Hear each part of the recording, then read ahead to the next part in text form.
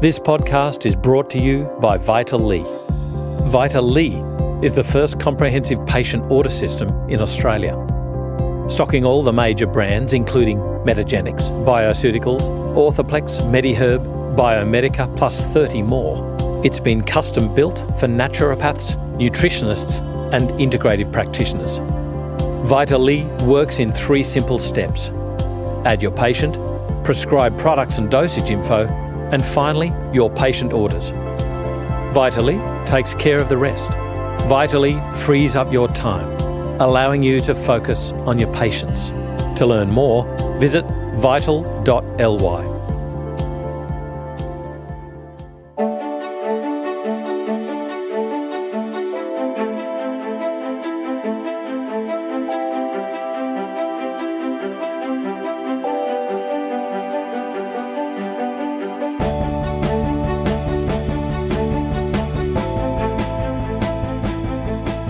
This is FX Medicine. I'm Andrew Whitfield Cook. Joining me on the line today is Annalies Corse. Annalies is a medical scientist, lecturer, naturopath and author based in Sydney, Australia. She's worked as a medical scientist at Charles Sturt University, the Australian Institute of Sport, Australian Biologics and both public and private hospital pathology labs. Annalies has been a practising naturopath and lecturer since 2008.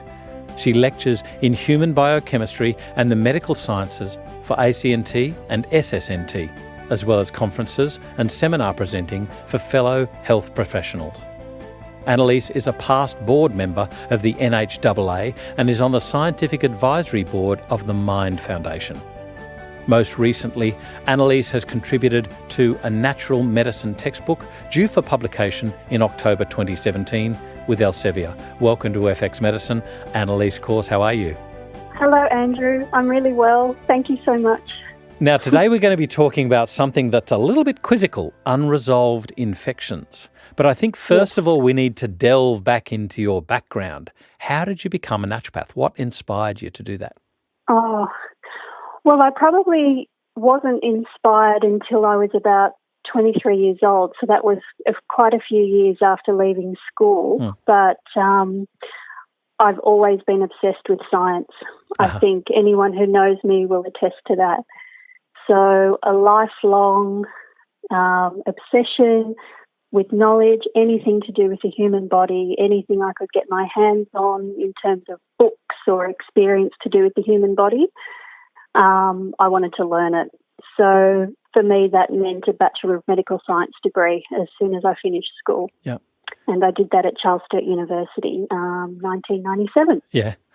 Now, yeah. I have to ask then, those naysayers of natural health and natural health practitioners would say that naturopathy isn't science and science isn't naturopathy. How did you ratify the two? Well, for starters, I completely disagree with that statement, as anyone knows me knows. But I do have to say that when I was studying for the first time back in medical science, I didn't give a lot of thought to natural medicine. I did obviously have a great understanding of how the body works naturally and that it did have a very robust capability to heal itself given the right conditions, given the right biochemistry, and I thought the right diet at the time. But in terms of using food as medicine or even herbs, I didn't really have any inkling about how that would work or how that could work. So my, development in my mind about the body moving towards natural healing and using herbs and food, that came later after a few years of work. It definitely didn't happen when I was studying the first time around. Okay, so what twigged your interest? What piqued it? I think what turned it for me was when I started working at the AIS, to be honest. I was still pretty young. I was only 21 years old, but that was my first job after I left medical science. And I started looking at these young, fit, elite athletes with everything at their doorstep in terms of help. They had nutritionists, they had physiologists, they had sports medicine physicians, they had everything that they could possibly need to be healthy, but many of them weren't. Many of them struggled with their immunity, many of them struggled with their energy levels, many of them struggled even with mental and emotional health. So for me, there was this huge question mark. What is it about these people that they can't, even though they've got the natural talent and the natural ability, they're still getting sick? So there were all these question marks coming up for me. And I was in the sports medicine lab, so we ran their tests. We did all their blood tests. We were helping out with VO2 max testing and all the performance-based tests. So I could see there that diet could help some, diet might not help others, but again, a lot of them weren't well, to be honest. And I think stress had a huge impact on a lot of them, and that's when I started to think, here's this thing in our lifestyle that can have a huge effect on our well-being. And I think that's when I started to look at the natural side of things and not so much the medicines, but lifestyle. That was starting to, pique my interest. Yes. I think what's interesting is the lifestyle choices that we make is now really headlining even confounding conditions and frustrating conditions like depression, and not lightly taken either. We're talking about severe depression. So I think it's very interesting how the world turns, isn't it? Yes. But I also agree with you because, back in the day, as I said, I was a total naysayer. Now that I'm a little bit wiser and hopefully a little bit less arrogant, I think it's really interesting that even medical science, even those based only in an orthodox science, let's say it, will say and will quite readily accept that trees need certain nutrition to give a certain yield for the benefit of humankind. Animals need certain nutrition to have a certain yield to benefit mankind. But they don't talk about humans giving a certain yield to benefit mankind. We're talking about working, providing for our families, having a social network and existing in society. I think that's an interesting and somewhat of a shortfall in their sort of thinking. Absolutely. I agree with you. And I've often wondered myself, why do we think of humans as mammals as being so removed from the rest of the animal kingdom? Yes. It doesn't make sense to me. And again, if you do speak to someone who's spent decades and decades as a medical scientist or a physiologist, they would say the same thing. But I think there's this, I don't know if it's based on society or based on our ego as humans, that somehow we're different to the rest of the natural world around us. I would disagree with that. Yes, totally. Absolutely. And of course, one of the things that happens to us as a mammal, as an animal, is that we get infections from time to time. And normally they would resolve. But today we're going to be talking about unresolved infections. So firstly, can you take our listeners, and indeed me, through what do you mean by this? Okay, so for me, an unresolved infection can be established by any microorganism. That might be an organism that's been treated previously through drugs, diet, herbs, or maybe it has been left untreated, but it hasn't achieved a full clinical resolution. So usually these infections occur when you've got a combination of high microbial virulence, so you've got a highly virulent strain of a microorganism, and then on top of that you often have decreased host defense mechanisms.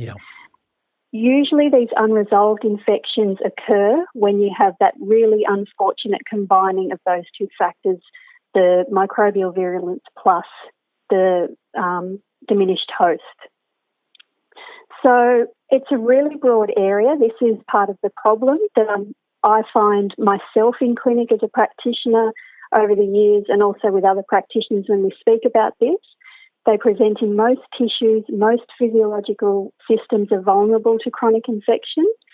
And what we need to look at is try and identify the actual bug or whatever it is that might be causing this. But it may not be the first question or the first,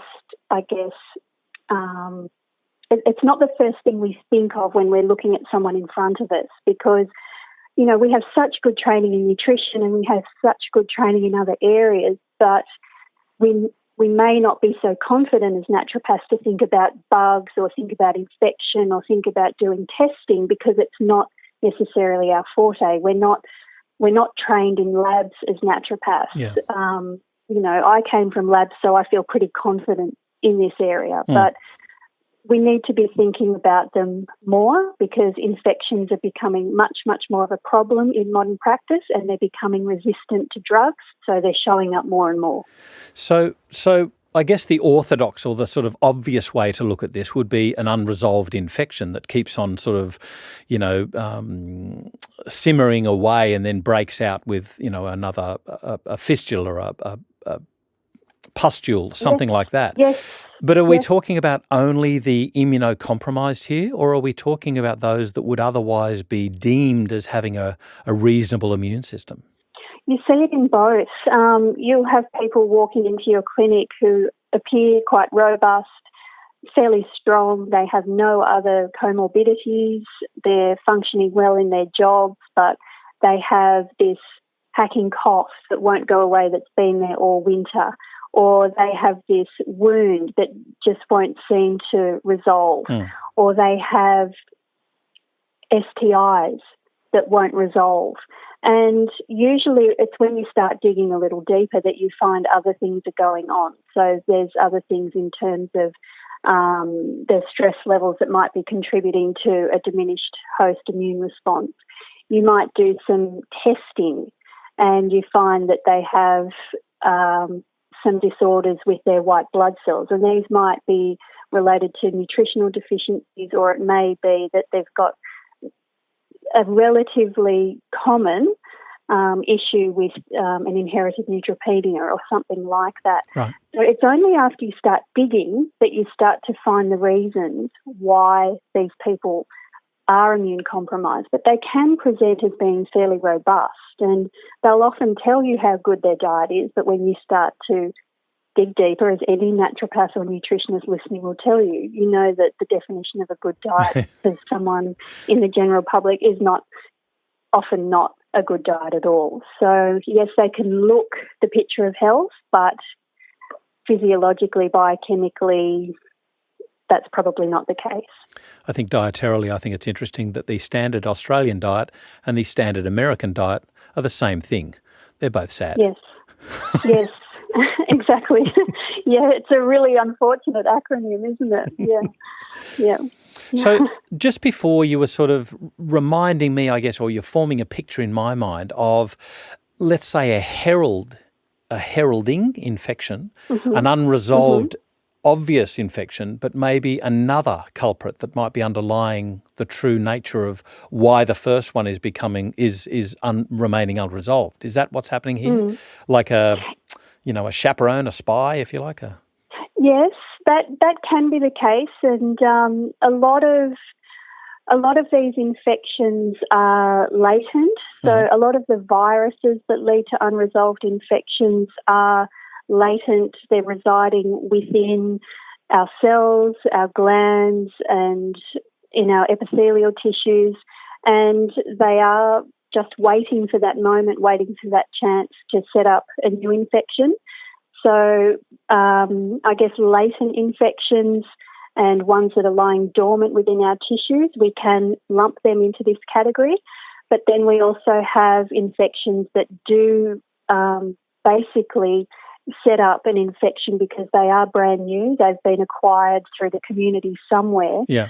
But the reason they were able to, I guess, inoculate and colonise our tissues is because the terrain, this term we use all the time, was in such a poor state that it was very easy for them to do something like this. So we have the combination of those latent, dormant infections popping up, and we have the combination of acquired infections from the community that may not be associated with latency or recurrence, but they just jump in and they can just take over because our tissues are so unhealthy and our immune system is just not able to to respond in a robust way. So the two, I guess, opposite ends of the pole for me that I'm just picturing in my mind here would be like EBV and herpes, herpes simplex. One. Yes. So yes. In my mind, like the EBV, I thought we contracted it later on in life, but indeed, apparently if we contract it earlier, it becomes a problem around the teenage-ish years, right?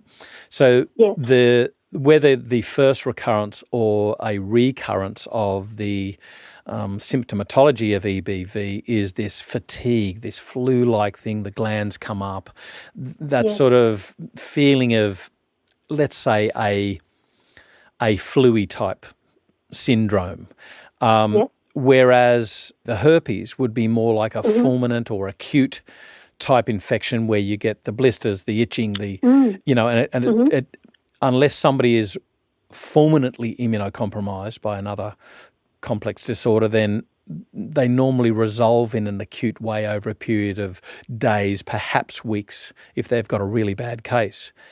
Yes. But I get that I'm not picturing this right. I get that what I'm picking up from you is that that's not the complete picture. Well, I think what you're saying is right. We have these latent infections that can present in a way where normally we'll be able to cope with them very, very well, but often another illness on top of them will bring them out, and that's definitely the case with EBV. We know that. Yep. That's definitely the case with HSV as well. So that's when you were talking earlier about them being like a chaperone. Other infections on top can actually create the conditions for these ones to present again. Right. I think the other part of the issue is that some of these infections we never remember the first encounter. Right. We can never recall that first microbial encounter. Yeah. And it may have happened when you were young and when you were a little bit more robust with your health. And then all of a sudden it presents when you're older and you might be a teenager or at university or working or whatever.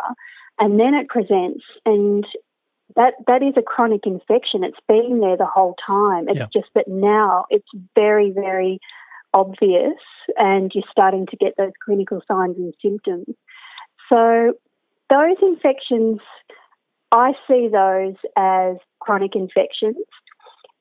They are somewhat unresolved but we can't get rid of them completely either. They are always there. But for me, I think what I'm trying to say is that they can be controlled, but we need to make sure that we create the conditions to make them behave, if that makes sense. Yeah, so to keep them in check. Look, I think this is very interesting because I was speaking with Dr. Mark Donahoe. I listened. I loved it. It was amazing. About EBV. Okay, so to me it was like Prometheus. Yes. I was like, what the? Yes. So basically there's nothing that we can do to thwart a virus invading our tissues, given that we have contact with it. And given that it's a pathogenic virus, I mean, indeed, we have a viriome, a gut viriome. Yes. So it really is. We just need to broaden our horizons from more than bacteria to include fungi and bacteria as part of our normal commensals. Absolutely. Yes. But when do we suspect a problem? How do you pick up that there's an unresolved infection? What's the clinical picture here? Okay, for me, they become unresolved when they start to interfere with life and they're starting to produce these low-grade symptoms that are interfering with people's well-being. Yeah.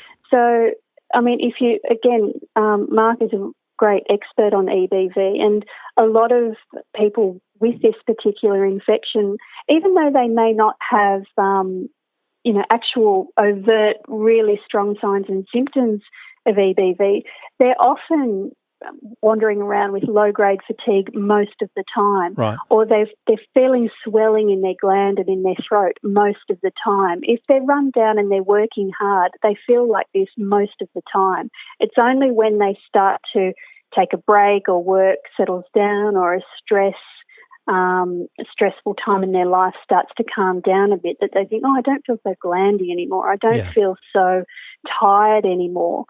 So EBV is one of them, but HSV can be a little bit like that as well, because a lot of people may not get the actual open sores or wounds or cold sores on their face when they're experiencing a resurgence of this chronic infection, but they will say things like, I have pain down the side of my face, or these little vesicles are popping up. They haven't turned into the full-on wound or the crusting over and the weeping wound that's shedding virus.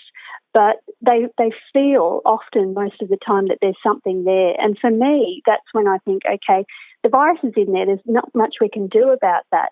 But this is a sign that your body is not coping if it's able to cause you symptoms and your immune system is just not coping with that. So for me, I see that as a red flag, that if they were to get something else on top of this, another infection, the influenza virus, if it happened to be winter, I'd be pretty worried about them, about how badly another virulent virus or bacterial infection might actually affect them. Are there any systems that are more prone to these sort of unresolved infections? We would obviously think lymphatics because we, as you said, we feel glandy and, the snuffleupagus, that sort of thing. But one thing that really interests me, and I remember this was a naturopath who used to come and visit to me where I used to consult. And he was a Canadian bloke, I'll always remember, and he had this pain in his foot, could not get rid of it. Whatever he tried, whoever he saw, orthodox medicine, tried everything, could not get rid of it. Finally ended up on the doorstep of a certain naturopath in the southern suburbs of Brisbane. And he said he came up with the naturopathic diagnosis of you've got a virus sort of that's located. It seems to be embedded in in the tissues of your foot. Now, this naturopath, this Canadian naturopath, and I laughed. We went, what a load of rot, what a load, come on, pseudoscience. This guy treated it and it got better. Now, and it was like, ooh, and we were both dumbfounded. We were like, what's going on here? Now, you could say it was self-limiting. You could say it was going to happen. You could talk about placebo and psychosomaticism and things like that. But the fact of the matter is no other treatment approach of the orthodox branch worked, despite him wanting resolution. So how come the psychosomaticism didn't happen with those treatment approaches? So that was my big question. So therefore, I go back to my question, are there more systems that tend to be more prone to symptoms? Yes, I often find that anything that's an epithelial surface is going to be an anatomical target or an anatomical tissue where these critters can take up residence. And if anyone thinks back to their anatomy and physiology lectures, epithelial tissue covers, I don't know what the actual percentage is, but it's most of the human body. So we're talking about the lining of the gut, the lining of the reproductive tract. You've got epithelial tissue, obviously your skin. That's not to say that, if it was that bad as I'm making it sound, we would have unresolved infections everywhere on every epithelial tissue, and we don't.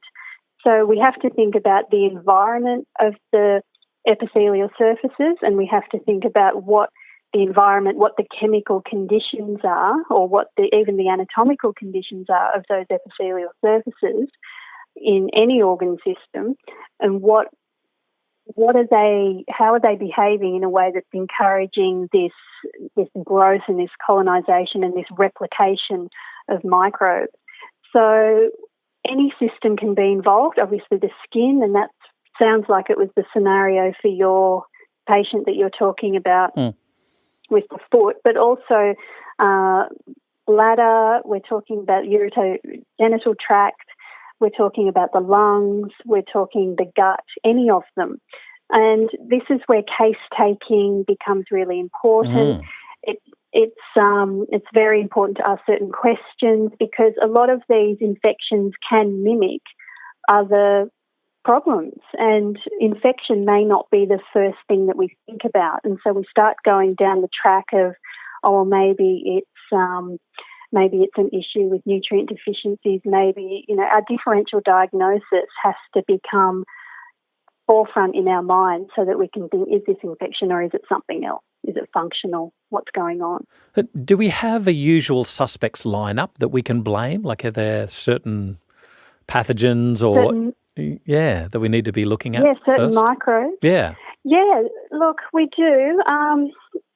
First and foremost, I generally think of bacteria and viruses as being the main culprits. So with bacteria, there's so many. The common ones are like streptococci, staphylococci. They're sort of your epithelial surfaces to do with your lymph and your tonsils and your skin. In the gut, you've got enterococci and escherichia. You've also got a few others like in the lungs, you've got Mycobacterium, Haemophilus, Neisseria. And then if you're starting to go towards other systems, if it's something a bit more systemic, you might be thinking Mycoplasma, Bartonella, Borrelia. There's so many. This is where we sort of have to dig out whatever we used as our textbook for microbiology throughout naturopathy and start having a think. And in a lot of cases, we might have to start ringing the labs and talking to the lab staff about what sort of tests do you do? I'm surprised how many naturopaths don't ring up labs and speak to the scientists. I really am, because when I was a scientist, we used to speak with doctors and even some naturopaths all the time. That's what the lab staff are there for. And I would encourage any naturopath or nutritionist or herbalist that's listening to ring the labs. You might not be able to speak to the scientist then and there, but they will call you back and you can talk to them about the types of tests that they do and get a little bit more educated in this. It's a service that's there that I believe naturopaths aren't using enough, but definitely bacteria. I also think it's starting to get into the realm of the cell wall deficient organisms. They are a huge culprit in these unresolved and chronic infections. Right. And the viruses that we mentioned before, so Epstein-Barr, but also CMV, cytomegalovirus, human papillomavirus, Hep C and HIV I probably won't discuss because they're a separate issue altogether. But, for most people that have issues with chronic infections, it's the bacteria and the viruses and the cell wall deficient bacteria. Can I just ask, though, with regards to HEP, I know you don't want to go into it and that's fine because it's so convoluted, but we know pretty well, like, Hep B, yes, we know about Hep A, foodborne, Hep C, yep, absolutely. Yep. What about the other hepatitis? Because doesn't it go to G or H or something? Yeah, well, last time I checked, there was a D and an E. D and E, right. Yes, there might be others now. I haven't really had a look at it for at least the last 12 months. But look, they are relatively common. They're certainly not as common as A and B. Yeah. But they are measured in labs. When I was working in labs, we didn't measure them routinely. They were specialised assays that were only at the request of, if there was a particular doctor. Usually it wasn't GPs, it might be an immunologist or a hepatologist that was requesting them. I have a feeling these days they might be a little bit more routine and they're not such a specialised test. But they're fairly straightforward viruses to screen for or measure in terms of the instrumentation that labs have. Yeah. So, and the other thing is they often follow a particular clinical presentation. Some of them often look very similar to, say, Hep B or Hep A. So, they are definitely, you can screen for them. Again, if you're not sure whether the lab that you're thinking of using screens for them, you just call the lab and ask them. And you mentioned cell wall deficient bacteria before. Now, this is something I need education on. It starts a long, long time ago. I think it was in the 30s that they were first described by some microbiologists. And when I was working at Australian Biologics, it was still, for me, it was new. I'd never learned about these in medical science, but I was working with Jenny Burke and we could see them. We could see them in people's blood. And basically these are completely resistant to antibiotics, so we can't be thinking that we're going to treat them with our cephalosporins or our penicillins because they don't have a cell wall. So at some point in the evolution of bacteria, certain species, certain strains have developed the genetic changes to actually grow and multiply without their cell wall. And usually it's that cell wall, it's a peptidoglycan wall, so it's a mixture of all sorts of different carbohydrates, proteins and lipids. It protects bacteria and it allows it to replicate. It protects it in, certain situations that may not be favourable for the bacteria, but these cell wall deficient ones have found a way to get rid of that cell wall because they can evade the host immune response. But at the same time, they're still able to grow without the cell wall intact. So clinically, the big issues with these are that they are not susceptible to antibiotics. They are not able to be cultured. So if you send samples off to labs, they won't be able to culture them, visualise them, identify them or detect them on any of the routine agar or culture methods. And I guess the big thing in terms of the research at this point is, well, how much are they actually causing disease? Because L forms, even though they're able to grow and replicate, it's considered, most microbiologists or bacteriologists say that they are quite docile. They don't think that they cause a lot of problems in terms of infection, but then other scientists on the opposing side of the fence say no, that is completely not true. They're starting to become implicated as a causative factor within autoimmune disease, but at the same time, a lot of scientists think that they are implicated in these unresolved or chronic infections. So it's still very much, I would say, we're a little bit in the dark with them, but the amount of research that's come out in the last 10 years since I was working directly in labs and looking at them has been phenomenal. So it's something that I would say watch this space, follow the research closely because I think it's just going to become more and more of a issue. There's some new really great research papers out that have only just come out in the last 6 months, and they've all got titles like the new bacteriology. So this is something that we need to start looking at this because all the research is moving away quite significantly away from antibiotics and looking at how we might start to target these cell wall deficient forms, because we may not have a lot of evidence as to their virulence yet, but the way that they're able to enter the bloodstream, so if they're in the bloodstream, they're entering every organ. So it's a worry. Yeah. And,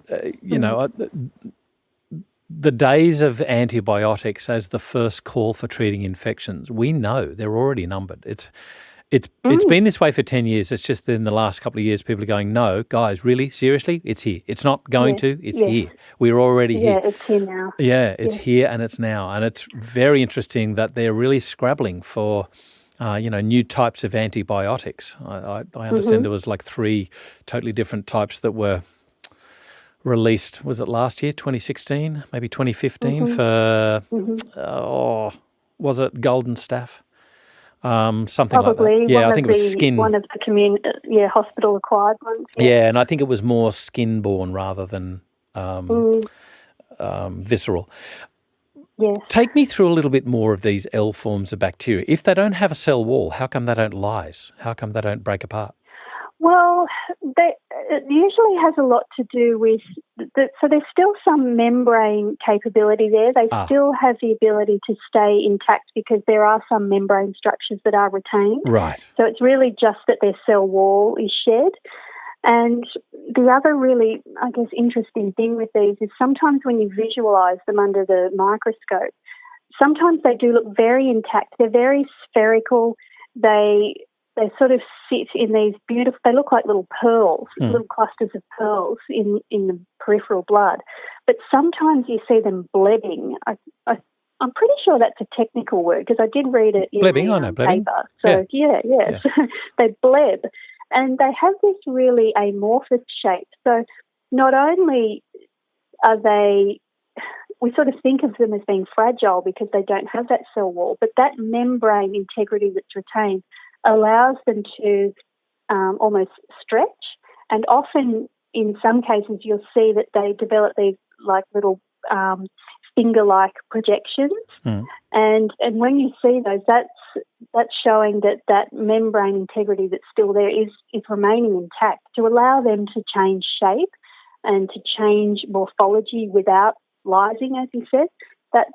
It is an indication for me, and other scientists that look into this, that would indicate some sort of strength and resilience of this particular form, because if they don't just lyse, then they're obviously quite robust. Yeah. I just think it's really interesting that each generation of scientists, let's call them, will say that today is the truth without realising that, you now lamb-based what happened 50 years ago.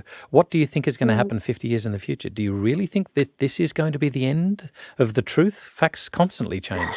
I know. So what do we do to help these patients? And I guess, are there certain tests that we should use in preference of others to uncover these unresolved infections? Yes, I think there's a couple of approaches that we need to have at the absolute forefront if we strongly suspect an unresolved infection, or there's specific tests that are better with L forms as well that we can talk about. But I think for me, if you strongly suspect infection, then the source of the infection should be identified if at all possible.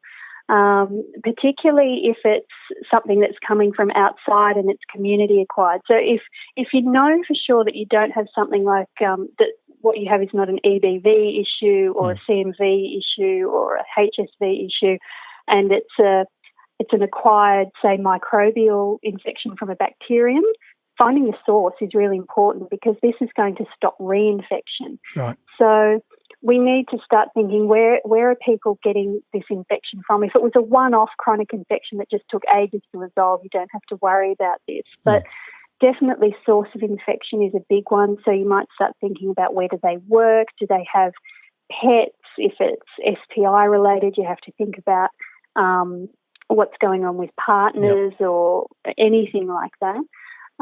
So we do need to test, and we need to identify the pathogen and work out the roots of infection, if that makes sense. Yeah. So we have routine cultures that we can do.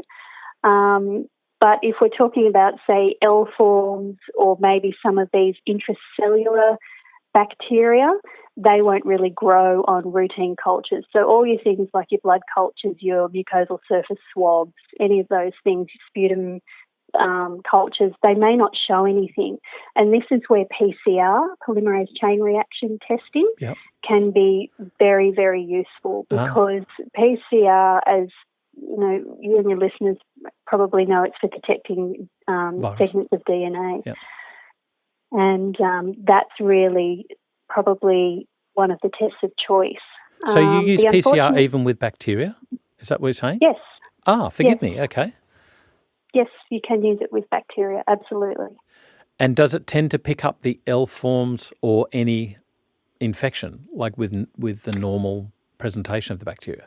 Yeah, it can. The thing with PCR is you have to use a sample that you strongly suspect the bacteria, or if it's screening for viruses, it has to be there. So if it's, again, this sort of depends on the presentation. So most PCR, and the PCR that we were doing at Australian Biologics, people were sending us not just blood. We were testing saliva, we were testing swabs, like direct swabs of a site, we were testing urine, we were testing even tissue and biopsy samples. So the great thing about PCR is that it does pick up the DNA if you can't culture the microbe, and you can also send a whole host of different tissues or secretions. It's not just blood. Right. So I think probably the main deterrent with PCR for a lot of people is the cost, because it's not a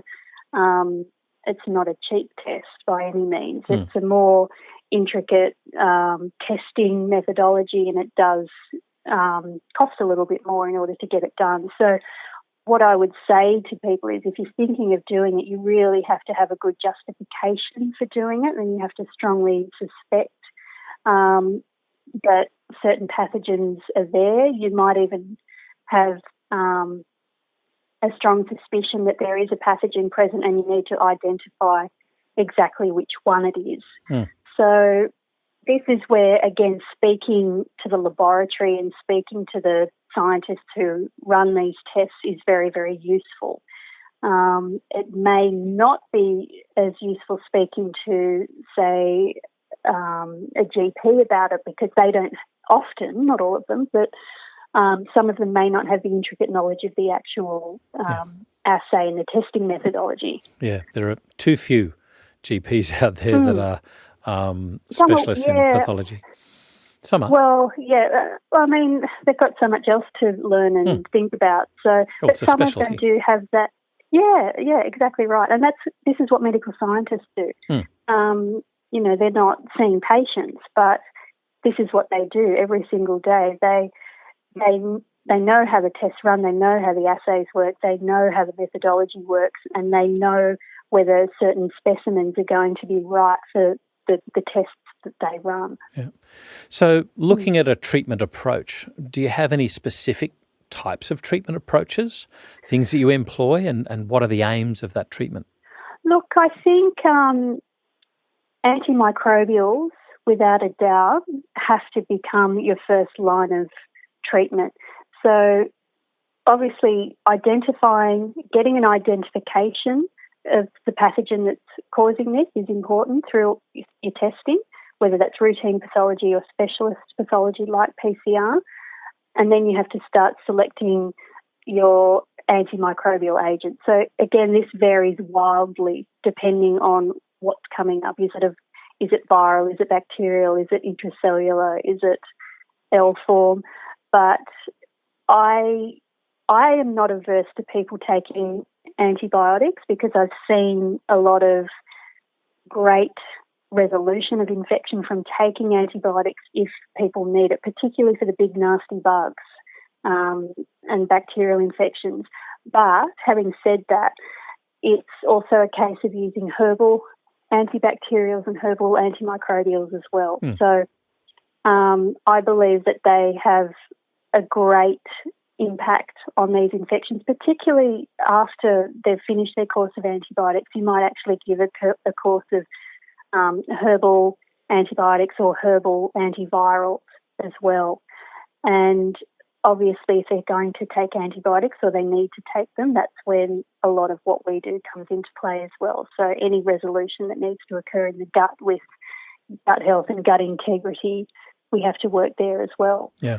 So, I mean, any of the listeners that are herbalists would be starting to think, oh yes, Hydrastis canadensis, Uva ursi, Bacteria, Melissa, Hypericum, Uncaria, all those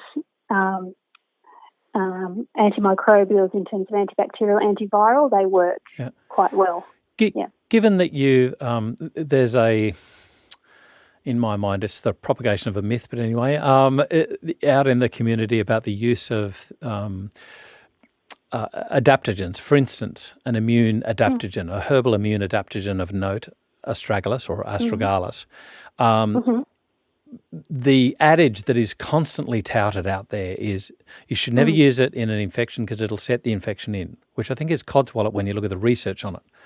Because the research resolved viral colds, helped to resolve. You don't have that sort of thing in a chronic situation. That's a acute thing. Yeah. So I think I'm not a TCM practitioner, but I just think we're becoming rather arrogant in our Western ways when we're using a traditional Chinese medicine, but we have this mentality of using it in a Western format, if you like. Do you ever employ astragalus in these unresolved infections, albeit in a chronic situation, or what? Look, I have. And when I started doing it, I did it with a lot of, oh my gosh, what am I going to do to this patient? But I also had great mentors, herbalists that had been practicing for so long, saying, I've done it and it never caused any problems. Yeah. But I also thought about sitting in materia medica classes, learning not to do it. So I'm a very cautious practitioner. I started out only doing it with the patients that I knew through talking to them and knowing about their history that were just that little bit more robust. I've never done it with a pediatric patient. I haven't done it with children. I've never really done it apart from someone that's been a little bit stronger in their constitution. I've never really done it with someone with a big, huge history of atopy. And that's probably just because I'm a little bit cautious. Yep. But I have done it. I have done it with patients that I felt confident that it would be all right, and it has been all right. There's never been this problem where all of a sudden everything's worse because they had astragalus during their infection. But I've done it cautiously. I guess I have this picture in my mind of a patient who frequently gets swollen glands and fatigued upon presentation of an acute stressor. But they don't sort of break out in an infection, but they just get this glandy sort of feeling. Yes. And I guess where I'm heading to here is, in the old days of medicine, you would say, swollen tonsils, cut them out. No more problem. Yes. They're gone. Yes. We also used to do that of the appendix.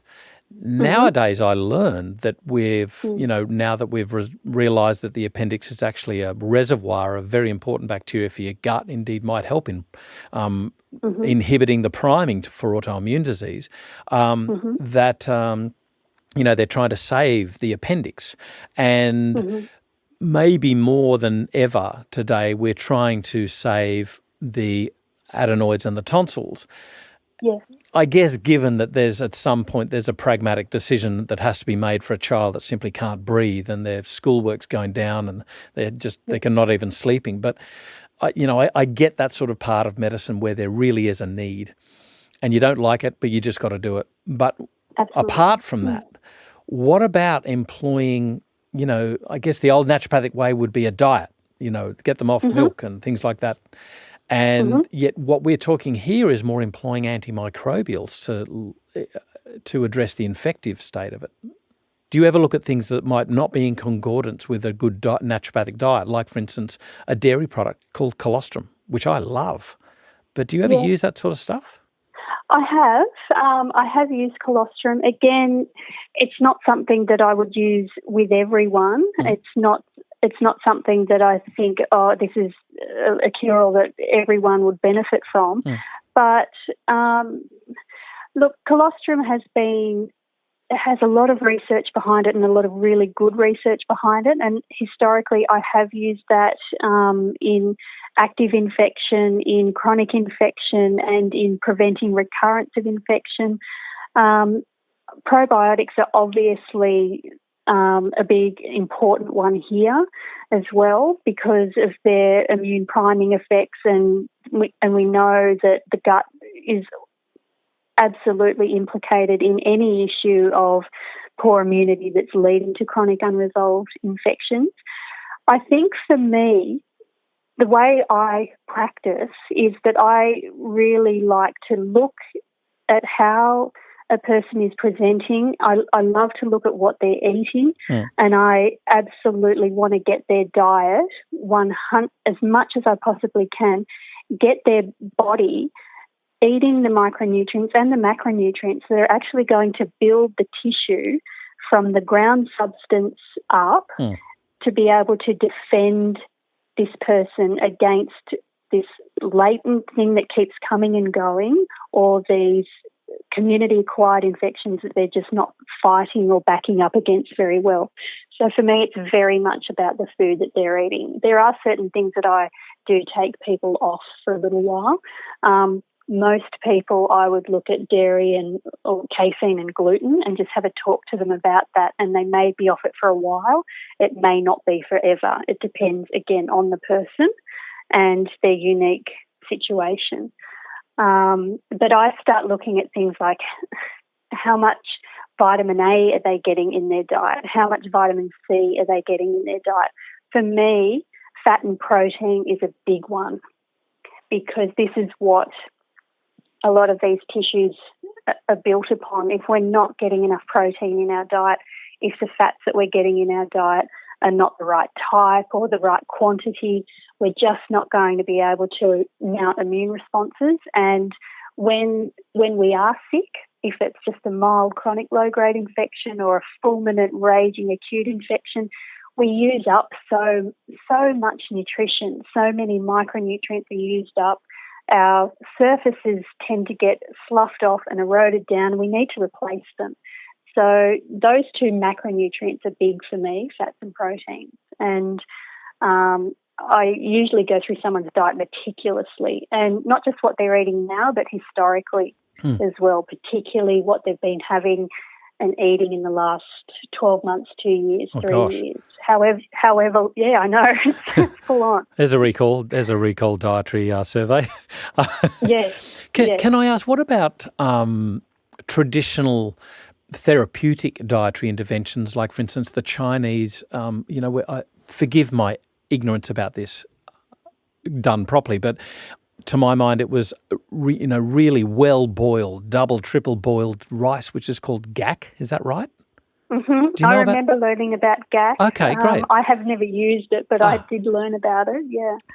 And, of course, the other one that goes, I guess, the more Western style of that would be the old chicken broth for, coughs and colds, which in Grandma's day would not have been from a little sachet or a tin. It would have actually been made from, what do you know, guys, bone broth and carcasses of chicken.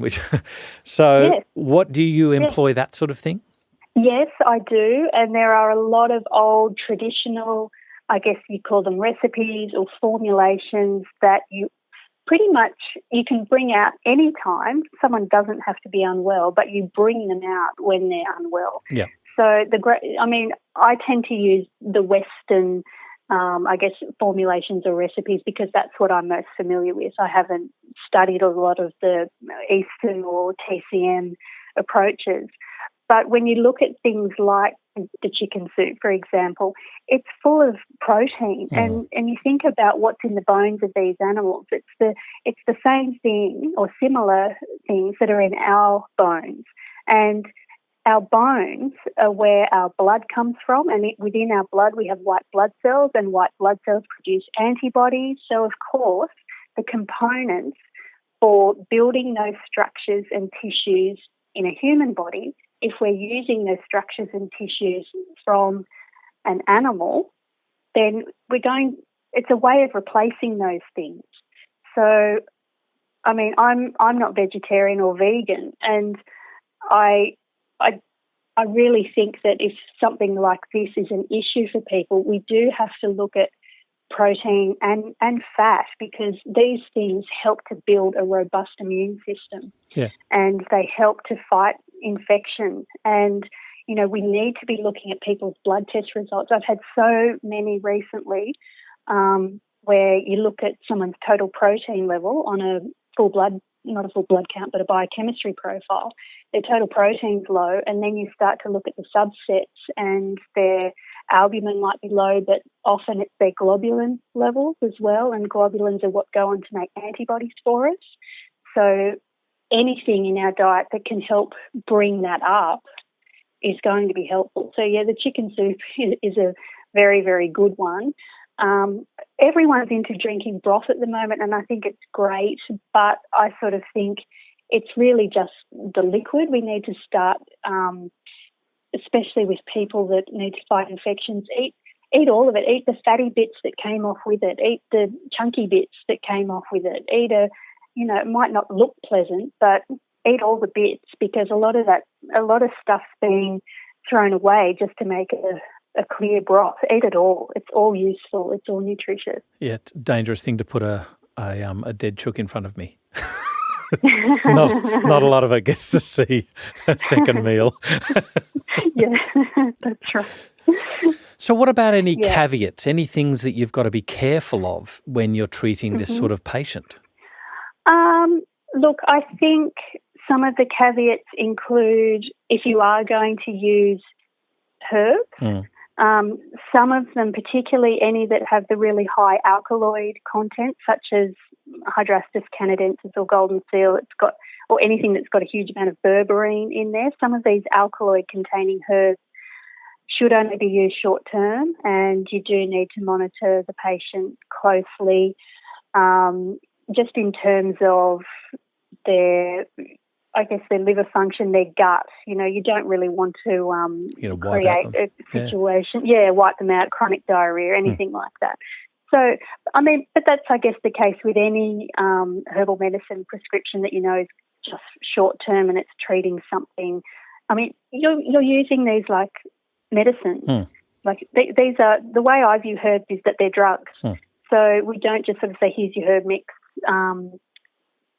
call me later. I sort of, I monitor anyone closely that I think need herbal medicines. But that's, anything where you're using a lot of berberine, I tend to say monitor closely. I also think that we need to be careful around always treat what's in front of you. And that's something that I always keep in the forefront of my mind, particularly with infections, because it can take a little while to get results back. Sometimes if you're employing PCR or you're sending specimens away to different labs, it can take 1 week, 2 week, maybe even longer before the results are back for you. But I really think that treating what's in front of you is important. You can initiate some kind of treatment straight away, even if it's just dietary. You don't have to sort of go in with herbal medicines and antimicrobials straight away, but you can do so much with someone in those early days, having frank conversations with the patients about stress and anything that's contributing to the poor immunity, diet, any of these things. So I guess another caveat for me is don't feel unconfident because you think that the labs are going to provide all the answers for you. The answers are there in front of you, so don't neglect them. Don't neglect what's in front of you. I also think that another caveat is to make sure that you don't always suspect an infection, because I know that the whole topic today has been around these unresolved infections, and I think they are becoming more problematic in clinical practice, but always having a differential diagnosis in your mind as well, because we've got things like malnutrition and autoimmune diseases can all manifest in a similar clinical picture. Responsible. Very well done. Yeah, so making sure that differential diagnosis is always at the forefront of your mind as well, because it can be easy to think, this is infection, it's got to be infection, let's send off all these swabs, let's do some PCR, but it may not be. So I think that's another one for me, is to make sure that you've got your DDs written down in front of you and be thinking of them all the time. Absolutely.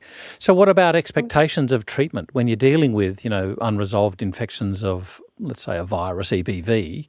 We're not going to get rid of it, right? So we're talking about long-term management?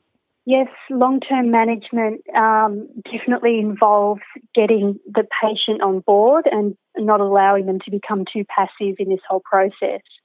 So I know that in your previous podcast that you did with Mark Donoghue, who's talking about EBV as being the great barometer of a patient's health. And that's absolutely true. It's true of EBV, and it's also true of HSV. It's true of CMV. It's true of anything that we tend to carry in terms of a virus. But also, it tends to be the case with seasonal infections as well that we pick up. It is the great barometer of our health as to how easily we pick things up. I always say to people, don't think that you'll ever get through life. And even for naturopaths, there's this idea that we've got to be healthier and never get sick, and we never get infections and never get the flu. That's not right. We're human beings. No. So the idea is have a look and identify with your patients what are the things that tend to trigger these episodes for you. I always draw up a big list of triggers with my patients. I generally do it with them. And they'll say things like, I know that it's when I work late. I don't get home from work until 8, 9, 10 o'clock at night. Or I know that it might be just these tiny little things, like I stayed up watching Netflix all night and I didn't get enough sleep.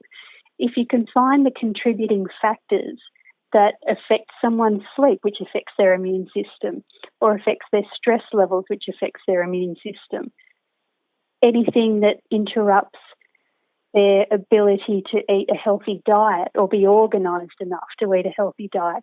All of these tiny little things that we think are so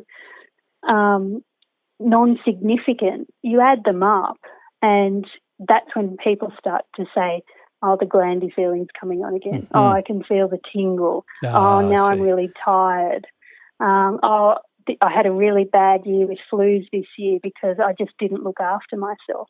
So for me, the outcomes and the prognosis are always better when the patient is very well educated on understanding their triggers. And that often comes from really frank conversations and patients really being quite honest with themselves.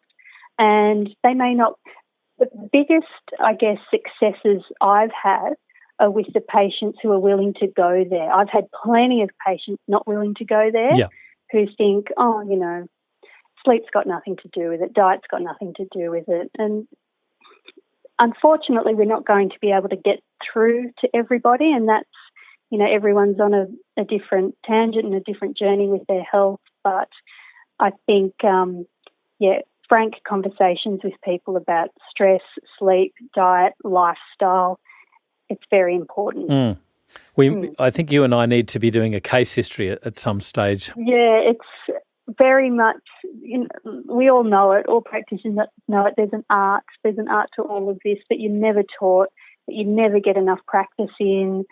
Even if you've been practicing for 5 years, you never feel quite on top of it, do you? Oh, look, I think the day you think you know it all is the day you should hang up your shingle because you've just become arrogant. Exactly right. Annalies Corse, thank you so much for taking us through unresolved infections today. I think this is just the tip of the iceberg for me. I think I've got so much more to learn, and indeed, I think we will be delving into a case history or two in future times. So thank you so much for joining us on FX Medicine today.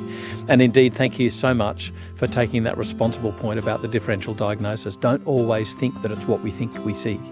No, that's right. Yep, very true. Thank you so much. I've really enjoyed talking to you. I hope it's been useful for people. This is FX Medicine. I'm Andrew Whitfield Cook. If you're loving our FX Medicine podcasts, please don't forget to share us with your colleagues, family and friends.